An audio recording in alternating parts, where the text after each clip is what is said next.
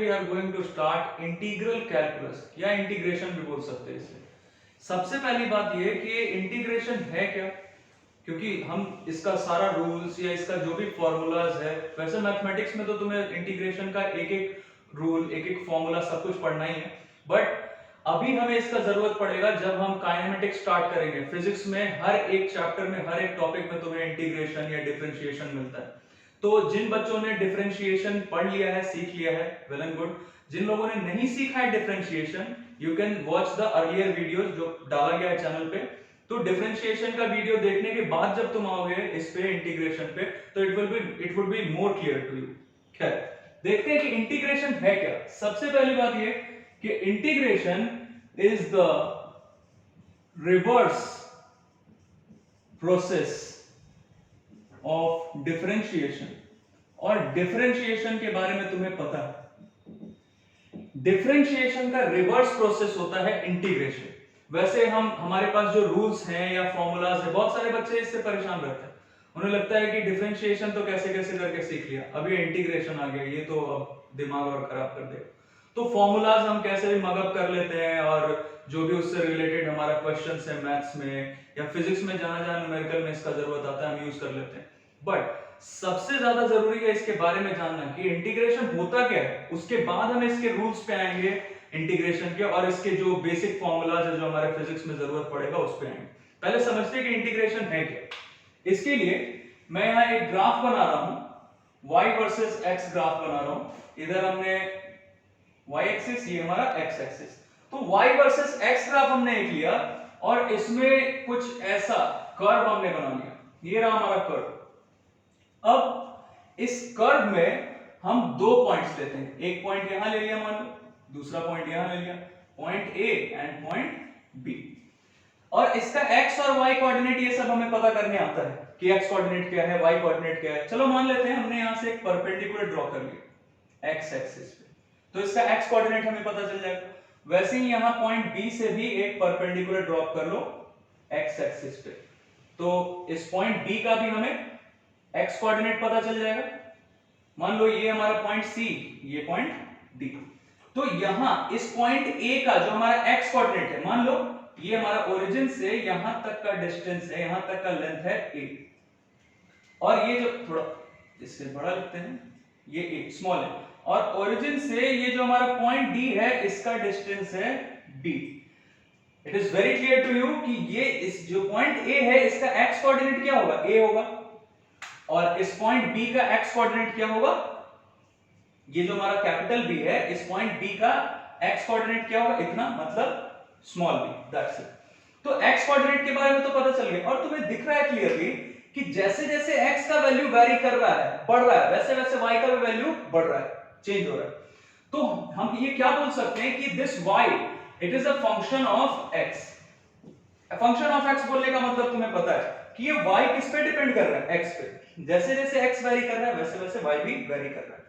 तो y is a function of x, ऐसा हम लिख सकते हैं। इन दोनों के बीच में रिलेशन, और ये कर्व जो है हमारा, ये जो मेरा ग्राफ है, ये किन दोनों चीजों के बारे में रिलेशन बता रहा है, y और x का रिलेशन बता रहा है कि x के कैसे वेरी होने से y कैसे कैसे वेरी हो रहा है, दैट्स इट। तो देखो, तो इतने दूर का जो हमारा लेंथ है, मतलब अलोंग y एक्सिस, ये हमें क्या बताएगा, इस पॉइंट A का y कोऑर्डिनेट बताएगा। मैं यहां लिख देता हूं, x कोऑर्डिनेट पहले लिखते हैं। इसका x कोऑर्डिनेट क्या है, स्मॉल है, x कोऑर्डिनेट, और y कोऑर्डिनेट क्या है, it is a function of x। तो यहां पे हमारा x का जो वैल्यू है उसका फंक्शन होगा ये, मतलब ये जो हमारा लेंथ है, ये लेंथ, ये क्या होगा, फंक्शन ऑफ a, क्योंकि y का वैल्यू क्या है, function of x।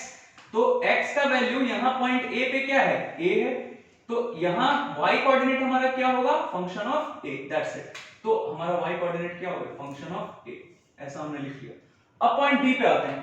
Point B पे हमें दिख रहा है कि इसका x कोऑर्डिनेट क्या है, b है, मतलब इसका y कोऑर्डिनेट, ये जो लेंथ हमें दिख रहा है, ये क्या होगा, फंक्शन ऑफ b, मतलब ये लेंथ हमारा क्या हो जाएगा, फंक्शन ऑफ b।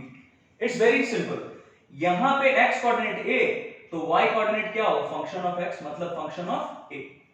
वैसे ये इसलिए समझ रहे क्योंकि अभी इसका आगे जरूरत पड़ेगा हमें। यहां पे x कोऑर्डिनेट क्या है, b, तो इसका y कोऑर्डिनेट, मतलब ये लेंथ क्या हो जाएगा, function of b, that's it. अब हमें ये तो पता चल गया एक्स कोऑर्डिनेट और वाई कोऑर्डिनेट क्या क्या है, ये अभी लिख देता हूं यहाँ पे, बाद में हम इसे हटा लेंगे। एक्स कोऑर्डिनेट बी और वाई कोऑर्डिनेट क्या है, फंक्शन ऑफ बी, मतलब इतना लेंथ, दैट्स इट। अब हमारा काम ये है, we are interested in finding the area of this figure A B D C, इसका एरिया हमें चाहिए। अब जरा सोचो, अगर ये ट्रेपीजियम के शेप में रहता या रेक्टेंगल के या ट्रायंगल के किसी के भी शेप में रहता तो हमें इसका सबका फॉर्मूला पता है, हम डायरेक्टली अगर ट्रायंगल रहता तो half into base into height कर देते, रेक्टेंगल रहता तो लेंथ इनटू ब्रेड्थ कर लेते और इस ग्राफ के हेल्प से ही हमारा एरिया आ जाता। बट ऐसे फिगर के लिए ये कोई ज्योमेट्रिकल शेप नहीं है, तो इसके लिए हमारे पास कोई फॉर्मूला नहीं है एरिया फाइंड करने का। यहीं पे हमारा काम आता है इंटीग्रेशन का, but we are not done yet. अभी इंटीग्रेशन होता क्या है ये भी हमें पता नहीं चला। हाँ, ये आइडिया लग गया कि इंटीग्रेशन के हेल्प से हम इसका एरिया फाइंड करने वाले हैं, किसका, figure A B D C का एरिया फाइंड करने वाले हैं। तो मैं लिख देता हूं, ये तुम्हें पता है कि it is the reverse process of differentiation. We have to find area of ABDC, ABDC का एरिया फाइंड करना। अब बच्चों इसके लिए हम करेंगे क्या, बहुत ध्यान से देखना। ये जो हमारा लेंथ CD है, इस लेंथ CD को हम बहुत सारे छोटे छोटे पार्ट्स में डिवाइड कर देते हैं, बहुत सारे छोटे छोटे एलिमेंट्स में डिवाइड कर देते हैं। मैं लिख देता हूं,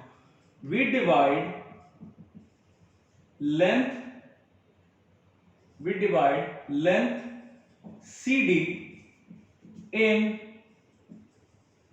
small parts, या एलिमेंट्स भी बोल सकते हैं, एलिमेंट्स मतलब parts, elements of each of length, सबका लेंथ सेम रखना है, ईच ऑफ लेंथ, कुछ भी ले सकते हैं लेंथ।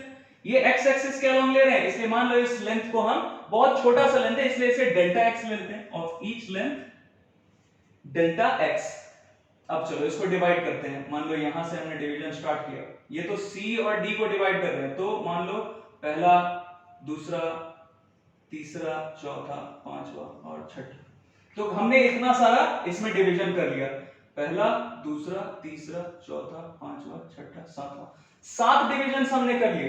बट ये कोई फिक्स नहीं है कि 7 ही करना है, तुम कितना भी कर सकते हो। तो हमने ये लेंथ CD को मान लेते हैं कि n इक्वल एलिमेंट्स में डिवाइड कर दिया। मैं लिख देता हूं, we divide length CD in small parts, small n parts, small n parts या n elements, each of length इतना। अब तुम सोचोगे कि सर एक का लेंथ, मान लो ये एक का लेंथ लेते हैं, इतने दूर का लेंथ है डेल्टा x, ये लेंथ, इसका लेंथ है डेल्टा x। अभी डेल्टा x का वैल्यू तुम खुद भी फाइंड कर सकते हो। डेल्टा, हर एक एलिमेंट का, हर एक पार्ट का लेंथ कितना लिया है, डेल्टा x, और ये डेल्टा x का वैल्यू क्या होगा जरा देख लो तो, डेल्टा x का वैल्यू क्या होगा, इतने दूर का b है, इतने दूर का a है, तो ये पूरे CD का वैल्यू क्या होगा, b माइनस a होगा क्या, पूरे CD का लेंथ क्या होगा, b माइनस a। तो डेल्टा x, और इसमें नंबर ऑफ डिविजन हमने कितना किया है, n, तो इसको ऐसा लिख सकते हैं क्या, b minus a by n लिख सकते हैं बिल्कुल, क्योंकि इतने दूर का लेंथ है b माइनस a, और इसको कितने इक्वल पार्ट्स में डिवाइड किया, n इक्वल पार्ट्स में, तो b minus a by n कर लिया, तो हर एक पार्ट का लेंथ पता चल जाएगा, मतलब डेल्टा x का वैल्यू पता चल गया। अब यहां तक तो हमने कर लिया। इसके आगे हमारा काम क्या है कि ये जितने हमें पार्ट्स दिख रहे हैं, ये पार्ट, ये पार्ट मैं थोड़ा हटा रहा हूं, अब ये तुम्हें समझ में आ गया होगा कि ये fa है और इतना दूर का लेंथ fb है, मतलब फंक्शन ऑफ b और ये फंक्शन ऑफ a। अब ये जितना पार्ट्स हमें दिख रहा है, इन सारे पार्ट्स का जो एंड, अब जैसे ये पार्ट है तो इस पार्ट का एंड, इस जो एलिमेंट का एंड है वो कहां है, यहां पे, तो इस एंड से तुम एक स्ट्रेट लाइन ड्रॉ करो, एक स्ट्रेट लाइन ड्रॉ करो that is parallel to y axis. तो y एक्सिस के पैरेलल तुमने एक ड्रॉ कर लिया, ऑब्वियसली ये जो हमारा लाइन है ये y एक्सिस के पैरेलल है, वैसे ही ये भी पैरेलल ड्रॉ कर लिया, वैसे ही ये भी पैरेलल ड्रॉ कर लिया, वैसे ही इसे भी पैरेलल ड्रॉ कर लिया, यहां से भी पैरेलल ड्रॉ कर लिया, यहां से भी पैरेलल ड्रॉ कर लिया। अब देखो हम कर क्या रहे हैं, तुम्हें क्लियरली दिख रहा है कि हर एक जो एलिमेंट है हमारा, ये एलिमेंट का एंड यहां पे, इस एलिमेंट का एंड यहां पे, हर एक एलिमेंट के एंड से हमने यहां से स्ट्रेट लाइन ड्रॉ किया that is parallel to the Y axis. तो ऑब्वियसली ये सारे लाइंस ये इस ग्राफ को, इस कर्व को यहां पे कट कर रहे हैं, इंटरसेप्ट कर रहे हैं। तो जितने हमने स्ट्रेट लाइंस ड्रॉ किए parallel to the Y axis, ये सारे लाइंस कट कर रहे हैं इस ग्राफ को, इस कर्व को। अब हमारा काम क्या है, सबसे जो पॉइंट पे कट कर रहा है ये लाइन, उस सारे पॉइंट से लाइन आप ड्रॉ करो, straight line parallel to the X axis. X axis के पैरेलल ऐसे ड्रॉ करते हैं। यहां पे भी कट कर रहा है तो यहां से भी पैरेलल एक्स एक्सिस, यहां कट कर रहा है तो यहां से पैरेलल एक्स एक्सिस के, यहां से भी, यहां से भी, यहां से भी और यहां से भी। अब बच्चों इसे मैं जरा शेड कर देता हूं, ऐसे शेड कर लेते हैं इसे, इन सबको शेड कर लेते हैं ताकि हमें क्लियरली दिखे कि ये जितना हमने बनाया है ये सब है क्या, ये सारा रेक्टेंगुलर शेप में है क्या। देखो तो ये छोटा रेक्टेंगल, फिर इससे बड़ा, फिर इससे बड़ा, ऐसे करके सारे रेक्टेंगुलर शेप में, मतलब वी हैव रेक्टेंगल्स, या बोल सकते हैं वी हैव रेक्टेंगुलर बार्स। अब हम क्या करेंगे, ये जितना रेक्टेंगुलर बार्स हमें दिख रहा है, सारे रेक्टेंगुलर बार्स का हम एरिया फाइंड कर लेते हैं। मैं लिखता हूं sum of all rectangular bars. और ये रेक्टेंगुलर बार्स कैसे बना ये तुम्हें पता चल गया, y एक्सिस के पैरेलल ऐसे ड्रॉ किया सारा लाइन, और जहां जहां पे इंटरसेक्ट कर रहा है ये सारा लाइन इस कर्व को, इस ग्राफ को, वहां से पैरेलल लाइन ड्रॉ किया x एक्सिस के। तो ऐसे हमें नंबर ऑफ रेक्टेंगुलर बार्स मिल जाएंगे, n number of rectangular bars. It's very simple. Number of divisions कितना किया है, n, तो नंबर ऑफ बार्स कितना बने। अब जैसे देखो नंबर ऑफ डिविजन्स कितना किया था, यहां पे हमने एग्जांपल लेते हैं 7, तो नंबर ऑफ बार्स कितना है 7। तो नंबर ऑफ डिविजन्स n किया था, तो नंबर ऑफ बार्स कितना होगा n। तो sum of all rectangular bars कितना, sum of n rectangular bars का एरिया, मैं यहां ऐड कर देता हूं sum of area, areas of n rectangular bars. क्या होगा, पहले तो एरिया फाइंड कर लेते हैं। क्या होगा देखो तो, सबसे पहला वाला कहेंगे ये डेल्टा x, सारे का लेंथ डेल्टा x है, तो ये डेल्टा x और ये लेंथ कितना है, फंक्शन ऑफ a। बिल्कुल आसान। तो पहले वाले का एरिया लिखते हैं, क्या होगा, function of a multiplied by length into breadth, मतलब डेल्टा x। ये तो पहले वाले का। फिर दूसरे वाले का क्या होगा देखो तो, यहां पे इस पॉइंट पे या इस पॉइंट पे x कोऑर्डिनेट क्या होगा, यहां तो x कोऑर्डिनेट था a, यहां इस पॉइंट पे x कोऑर्डिनेट क्या होगा, x plus a plus delta x। यहां इस पॉइंट a पे कितना था x कोऑर्डिनेट a, तो ये वाला जो हमारा पॉइंट है यहां पे x कोऑर्डिनेट क्या होगा, a plus delta x। Very simple. तो अगर x coordinate a plus delta x है तो y कोऑर्डिनेट क्या होगा बच्चों, तुम्हें दिख रहा है ये y कोऑर्डिनेट जो हमारा ये क्या है, फंक्शन ऑफ x। तो यहां f a था, तो यहां पे y कोऑर्डिनेट क्या हो जाएगा, इस पॉइंट पे function of a plus delta x। That's it. यहां पे x कोऑर्डिनेट है a प्लस डेल्टा x, तो y कोऑर्डिनेट क्या हो जाएगा, function of a plus delta x। लिख सकते हैं ऐसा, function of a plus delta x। और हर जगह ये वाला पार्ट तो हर जगह, इस वाले रेक्टेंगल के लिए लो या इस वाले रेक्टेंगल के लिए, सारे रेक्टेंगल के लिए ये वाला पार्ट हमारा डेल्टा x ही रहेगा। तो लेंथ इनटू ब्रेड्थ कर दिया प्लस, फिर अब आगे बढ़ते हैं। अब जैसे इस वाले पॉइंट के लिए x कोऑर्डिनेट फाइंड किया, इस पॉइंट के लिए करो x कोऑर्डिनेट फाइंड। इस पॉइंट पे क्या हो जाएगा, a plus delta x plus delta x, मतलब a प्लस 2 डेल्टा x हो गया। तो मतलब इस पॉइंट का x कोऑर्डिनेट क्या है, a प्लस 2 डेल्टा x। तो y कोऑर्डिनेट क्या हो जाएगा, function of a plus 2 delta x। जैसा चल रहा है वैसे ही लिख देता हूं, यहां पे ऐड करेंगे किससे, function of a plus 2 delta x। ये क्या है, ये y कोऑर्डिनेट है जो कि बढ़ता जा रहा है x के साथ साथ, और ये इसका विड्थ तो सबके लिए वही रहेगा डेल्टा x। ऐसे चलता गया। अब देखो ये ऐसे कहां तक चलेगा, nth टर्म तक चलेगा। लास्ट वाला जो हमारा टर्म होगा वो हम लिखना जानते हैं। अगर किसी को इसमें कंफ्यूजन है तो मैं लिख दे रहा हूं, क्या कैसे लिखेंगे। यहां पे तुम्हें दिख रहा है सेकंड वाले टर्म में देखना f a plus delta x, third वाले टर्म में देखना a प्लस 2 डेल्टा x। तो nth टर्म में क्या होगा, ऐसा लिख सकते हैं क्या, a plus n minus 1 delta x, और ये डेल्टा x तो रहेगा, लिख सकते हैं क्या, क्योंकि सेकंड टर्म में दिख रहा है a प्लस डेल्टा x है, थर्ड टर्म में क्या दिख रहा है, a प्लस 2 डेल्टा x है, मतलब एक कम है, थर्ड टर्म में 2 है, तो nth टर्म में क्या होगा n माइनस 1। Very simple. तो ये आ गया हमारे सारे रेक्टेंगुलर बार्स का एरिया का समेशन। अब जरा देखो तो बच्चों, इसे हम समेशन के लिए हम सिग्मा का यूज करते हैं, तो हम इसे ऐसा लिख सकते हैं क्या, मान लो ये जितना भी n रेक्टेंगुलर बार्स है इन सब के एरिया को हम इससे डिनोट करें, i डैश से। a भी ले सकते थे बट a हमने पहले यहां पे यूज कर लिया है इसीलिए नहीं ले रहे, so that there is no confusion. i dash क्या है, sum of areas of all rectangular bars, n rectangular bars. तो ये i डैश को हम ऐसा लिख सकते हैं कि sigma f x i delta x, ऐसा लिख सकते हैं क्या, समझो पहले x i यहां पे क्या है, सबसे पहला x कहां पे लिया था यहां पे, तो x1 का वैल्यू क्या था a, x2 का वैल्यू क्या था a plus delta x, x3 का वैल्यू क्या था a plus 2 delta x twice delta x, ऐसे चलता जाएगा। तो सबसे पहली बार x कहां पे लिया था यहां पे जिसका वैल्यू a था, तो इसका y कोऑर्डिनेट क्या था, फंक्शन ऑफ a। दूसरा x कोऑर्डिनेट कहां पे लिया था, मान लेते हैं x2 कहां पे लिया था a प्लस डेल्टा x, यहां पे ये पॉइंट, इसका x कोऑर्डिनेट क्या था a प्लस डेल्टा x, फिर यहां का a प्लस 2 डेल्टा x। तो ये सब हमारा x का वैल्यू पे डिपेंड कर रहा है y कोऑर्डिनेट। तो ये xi यहां पे क्या है a plus x, a plus 2 delta x, मतलब सबसे पहला लिया तो x का वैल्यू a, x1 यहां मैं लिख दे रहा हूं साइड में, x1 क्या है a, x2 क्या है a plus delta x, x3 क्या है a प्लस 2 डेल्टा x। ये पहली बार हम कर रहे हैं इसीलिए इतना लिख रहा हूं मैं, आगे तुम खुद समझ जाओगे। तो x1 ये i के जगह क्या रख रहे हैं, इंटीजर है, इंटीग्रल वैल्यू है ये, तो 1 2 3, तो x1 का वैल्यू क्या है a, x2 का वैल्यू क्या है a plus delta x, x3 का वैल्यू क्या है a प्लस 2 डेल्टा x। तो ये चेंज होता जा रहा है और इसके साथ साथ y का भी वैल्यू चेंज हो रहा है, that is the function of x, that's it. तो यहां लिख देते हैं हम, ये सब क्या है, ये जो हमने यहां पे लिखा है xi, ये सब कुछ क्या है, ये वैल्यूज है xi का जो कि चेंज होता जा रहा है।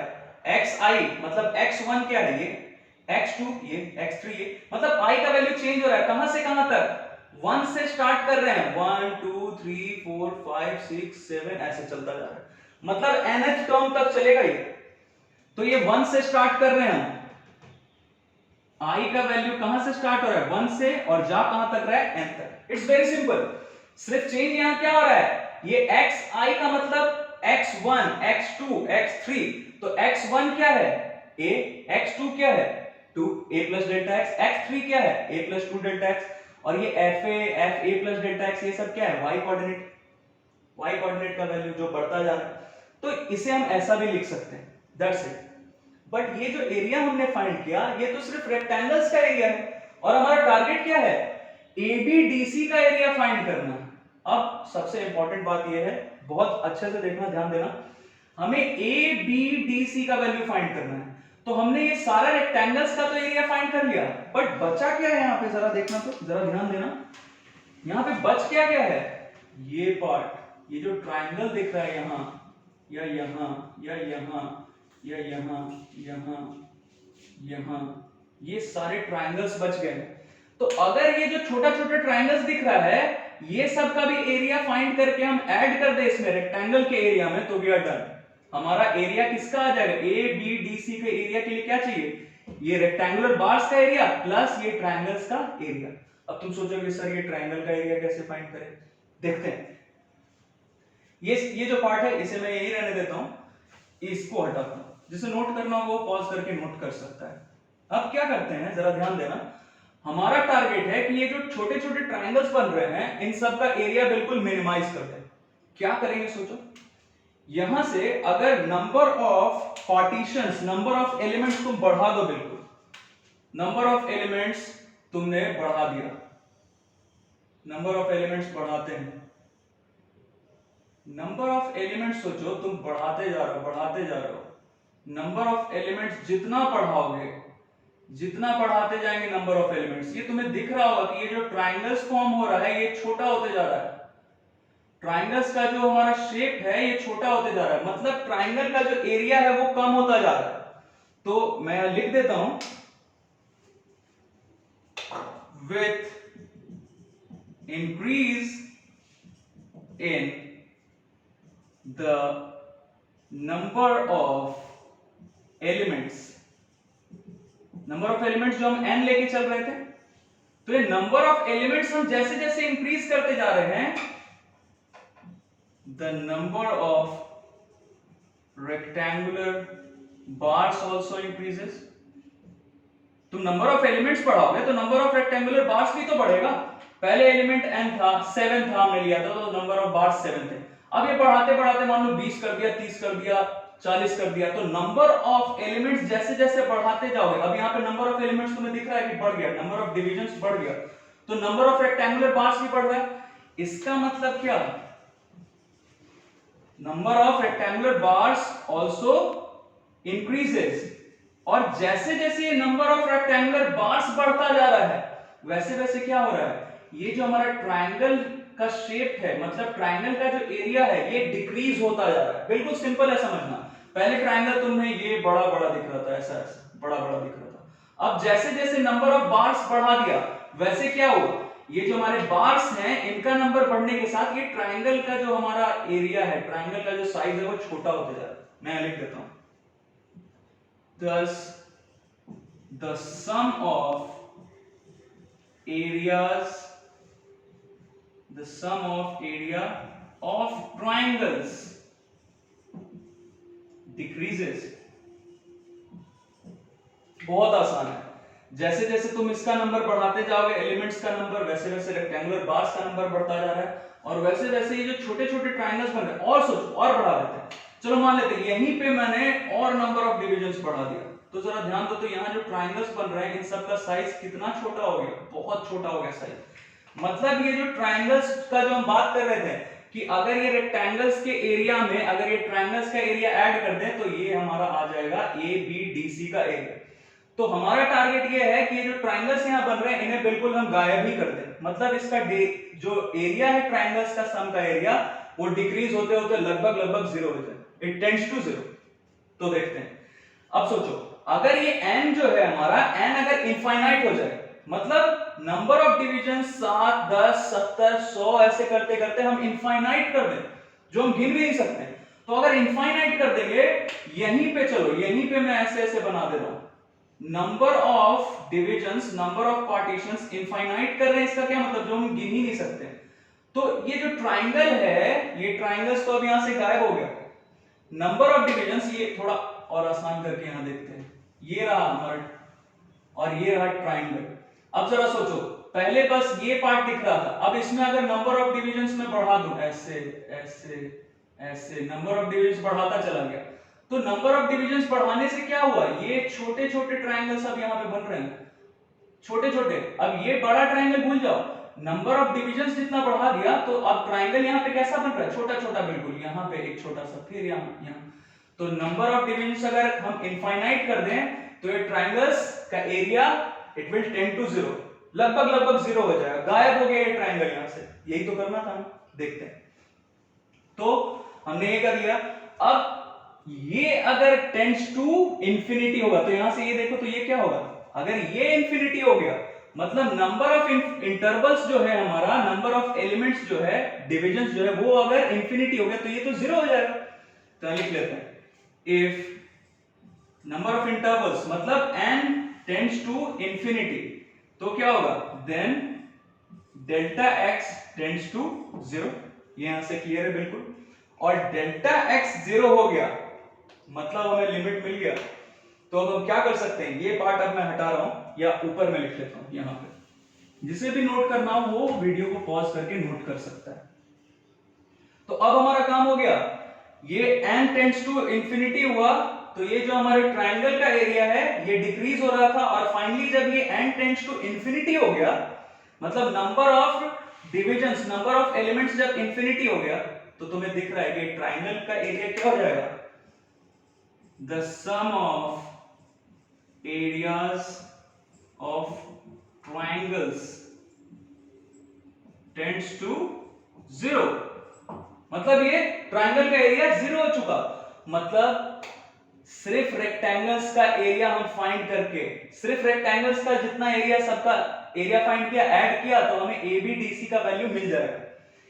कैसे, जब ये ट्रायंगल्स का जो एरिया है इट विल टेंड टू 0। और ये कब हो रहा है, इसके लिए लिमिट क्या है, लिमिट सबको पता है, डिफरेंशिएशन में बताया था तुम्हें। जिन लोगों ने नहीं देखा है डिफरेंशिएशन, आई इंसिस्ट पहले डिफरेंशिएशन का वीडियोस देख लो, एक एक पार्ट बिल्कुल क्लियर हो जाएगा, फिर इंटीग्रेशन का देखना, ये भी बिल्कुल आसान है, ये भी क्लियर हो जाएगा बिल्कुल।